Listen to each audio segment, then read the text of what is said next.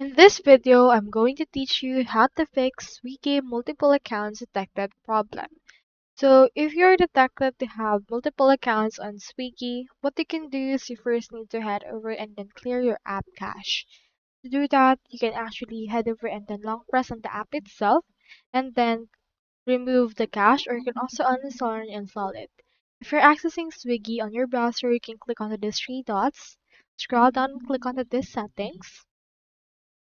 From in there, proceed to searching here for cache. Click on this delete browsing data.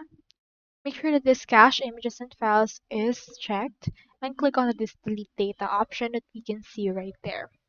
So you also have the option to wait for the 90-day cooling period in order to actually access your account. Now the next thing you can do is you can head over to your X, and in here we have Swiggy Cares. You can proceed to their profile on X. Just type Swiggy Cares right there. This is the official support handle of Swiggy. So if you would want, you can actually send them a message to actually help you.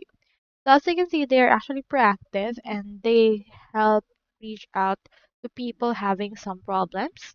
You can click on this message icon in order to send them your query. So that's all there is today, and I hope this video helped you out.